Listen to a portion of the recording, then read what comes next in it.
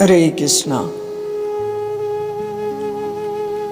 आज का जो विषय है कि निंदा करने से क्या होगा, ये भाव हम श्रवण करते हैं परम पूजनीय श्री गुरुदेव महाराज प्रभु साईं आत्माराम जी के मुखारविंद से।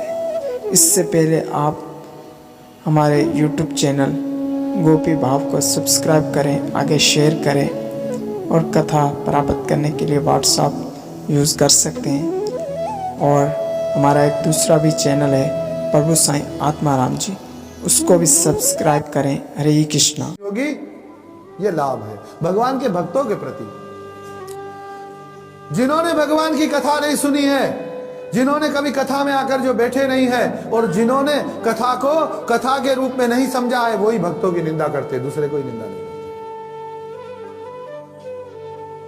और जो लोग कथा में बैठते भी हैं उसके बाद भी निंदा करते हैं, तो वो कथा में तो बैठते हैं अपने शरीर को लेकर के, पर अपने माइंड से कथा से बाहर होते हैं, इसलिए कथा उसमें बैठ नहीं पाती है। इसलिए जो कथा में बैठने वाले निंदा करते हैं। इसलिए आपके और जीवन में अगर कथा बैठ गई है तो सबसे पहले किसी की भी निंदा करना छोड़ दो। अरे भक्तों की क्या, किसी की भी छोड़ दो,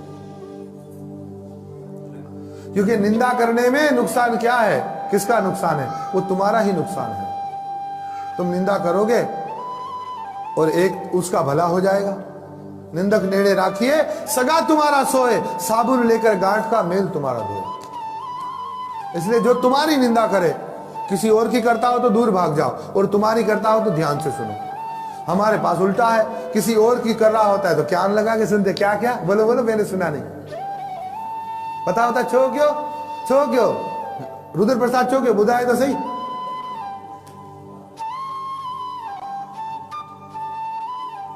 तो ऐसे पूछेंगे उससे क्या किया, उसने क्या किया है? तुम्हारी कोई करे निंदा तो ध्यान से सुनो, तो क्या करो, तो ध्यान से सुनो।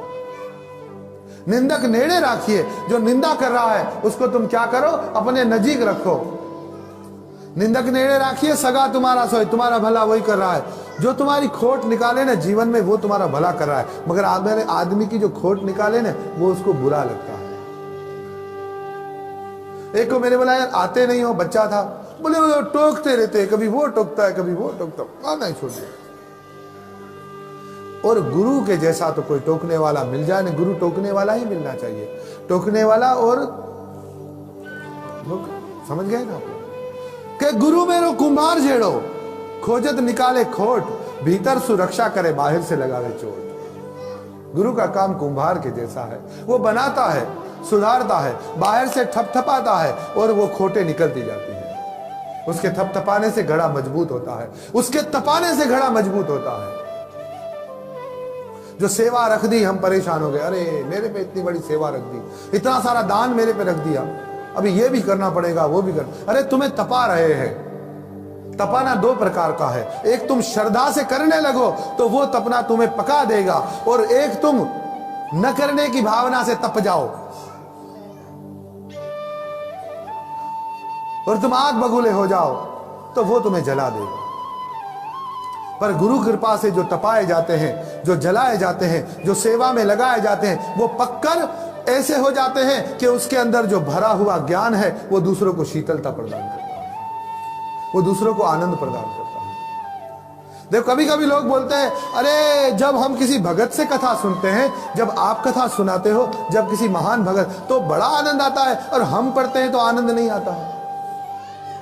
क्योंकि तुम्हारा तपा हुआ घड़ा है, तुम्हारा कच्चा घड़ा है, इसलिए तुम उसमें भरना चाहते हो और घड़े के अंदर से वो ठंडा पानी नहीं निकलता है। पर क्या है, जो महापुरुष किसी महाभागवत की शरण लिए हुए हैं, किसी शुद्ध भगत की, किसी महापुरुष, किसी गुरु की शरण लिए हुए हैं, वो जब उनकी कृपा के माध्यम से तुम्हें कथा सुनाते हैं तो वो कथा तुम्हें शीतलता प्रदान करती है, तुम्हें आनंद प्रदान करती है, तुम्हारे जीवन में उत्कृष्ट प्रदान करती है।